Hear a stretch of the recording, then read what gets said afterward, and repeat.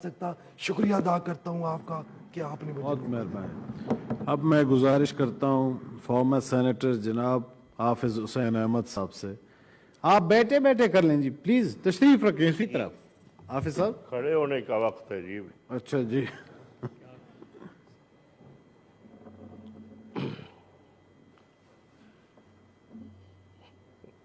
الحمدللہ نحمدہ ونصلی علی رسولہ الکریم، اما بعد.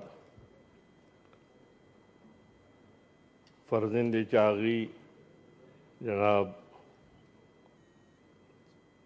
چیئرمین سینٹ، موجودہ اور سابقہ سینیٹر حضرات، اللہ کا کرم ہے کہ آج ہم پاکستان کے ایوان بالا کی 50ویں سالگرہ منا رہے ہیں. سن 47 میں پاکستان بننے کے بعد، اور وہ پاکستان جو جمہوریت کے حوالے سے دنیا کے نقشے پہ مارد وجود میں آیا، اس پاکستان میں جمہوریت کو پہلے ہم نے شیر مادر اور ایسی سرپرستی سے محروم رکھا. بانی پاکستان دنیا میں نہیں رہے، لیاقت علی خان نہیں رہے. اس بچے کو، جمہوری بچے کو، ہم نے اس دور میں جس انداز میں پروان چڑھانے کی کوشش کی. سکندر مرزا کے بعد اسے بی ڈی سسٹم کا دودھ پلایا گیا. اس کے بعد اگر ہم دیکھیں گے پوری تاریخ کو، تو پھر بی ڈی سسٹم کے بعد سانحہ سقوط ڈھاکہ تک یہ صورتحال سامنے آئی کہ پھر ہم دو لخت ہوئے، اور اس کے بعد سوچنا پڑا ہمارے قائدین کو کہ کیا پاکستان کے بقیہ 4 صوبوں کو، 4 اکائیوں کو کس طریقے سے آئین کے اندر اس طرح جکڑا جائے تاکہ ان کے حقوق کا بھی تحفظ ہو سکے اور پاکستان کی سالمیت کا بھی جناب چیئرمین تحفظ ہو سکے.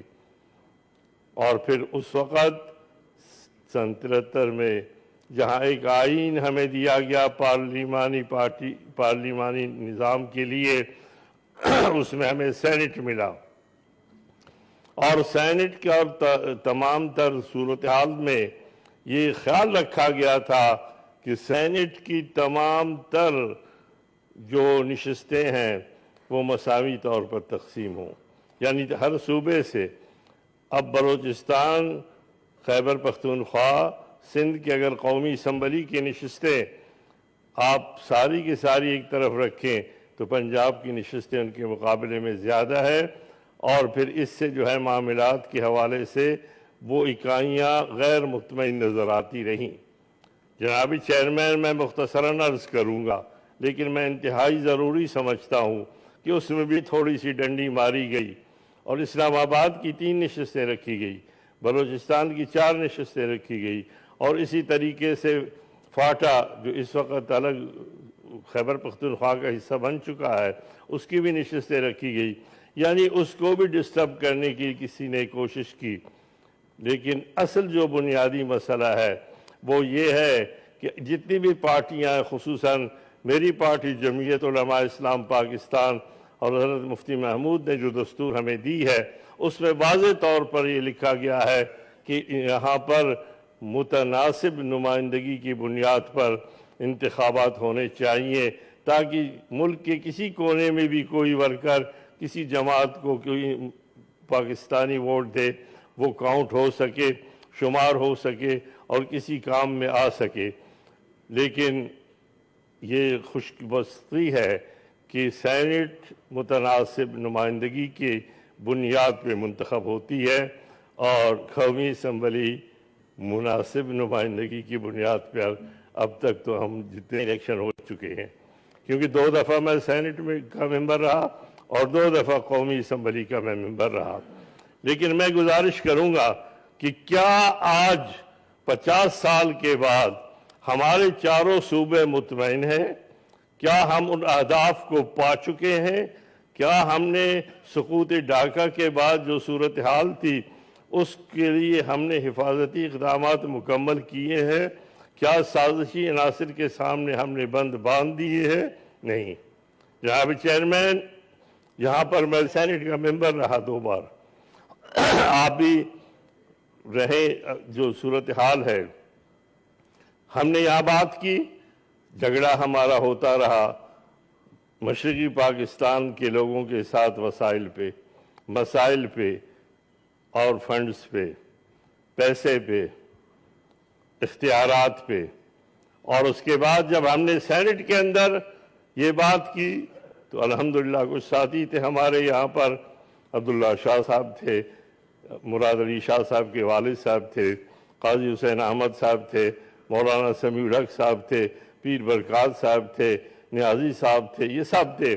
اس کے بعد آپ کو یاد ہوگا اور ساتھیوں کو کہ یہاں پر پاکستان کے اندر پہلی بار سینٹ کو بجٹ کے حوالے سے بحث کا موقع مل سکا. لیکن بحث کا موقع تو کیا، میں سمجھتا ہوں کہ جس ایوان کو جو سامنے ہے ہمارے، اور ایوان بالا کو جو حق ملا تھا، اس کے باوجود بھی جو بجٹ ہے وہ اس انداز میں ہم صوبوں کو مطمئن نہیں کر سکے. اور آپ نے دیکھا ہوگا کہ اس وقت اگر ہم سینٹ کو جس انداز میں خود منتخب کرتے ہیں جناب چیئرمین صاحب، یہ بڑی ضروری بات ہے. شاید کسی کو پسند آئے نہ آئے، لیکن میں سمجھتا ہوں کہ سینٹ کو 2 چیزوں کی ضرورت ہے. 50 سال کے سینٹ کے اس سالگرہ پہ ایک تحفہ دیجئے سینٹ کو، اور سینٹ کو جو ہے براہ راست انتخاب کے ذریعے منتخب کرنے کا فیصلہ آپ کا دونوں ایوان کر لیں. جب آپ منتخب کریں گے اس سینٹ کو مالیاتی اختیارات دے.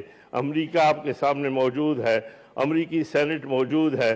سینٹ کو آپ اگر بے اختیار رکھیں گے، آپ ایوان بالا کی بات کرتے ہیں، ایوان زیرین کے اختیارات کے حوالے سے بھی سوالات اٹھتے ہیں. ہم نے اسے ایوان بالا بنا کر بڑی بیگم کی طرح رکھا ہے.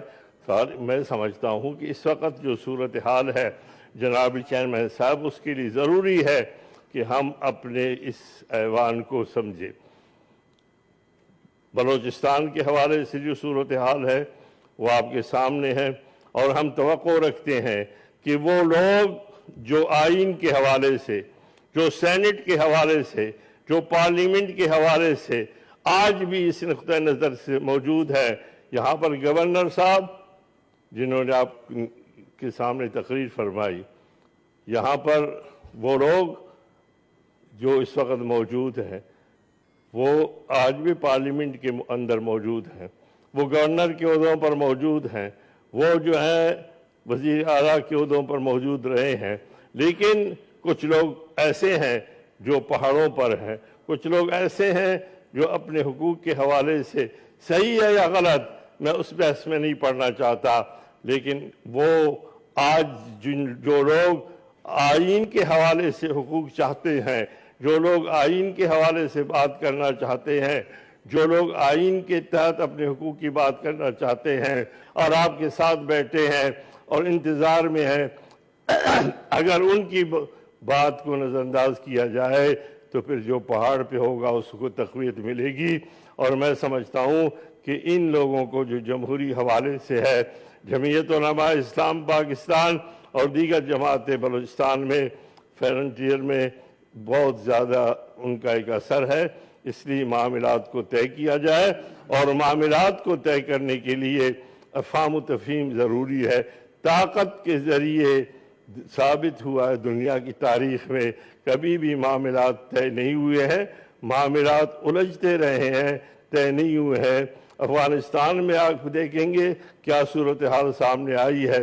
اس لیے میں سمجھتا ہوں کہ سینٹ کو ایک اہم رول ادا کرنا چاہیے، اور سینٹ کو اس وقت اختیارات بھی ملنے چاہیے، اور اداروں کے اندر جو لڑائی ہے اس کا خاتمہ ہونا چاہیے. میں ایک بار پھر سب کو مبارکباد دیتا ہوں اور امید رکھتا ہوں کہ اللہ تعالیٰ ہمارے اس جمہوری نظام کو، اس ملک کو اور اس ایوان کو قائم و دائم رکھے. میں آپ کا مشکور ہوں. بہت مہربانی.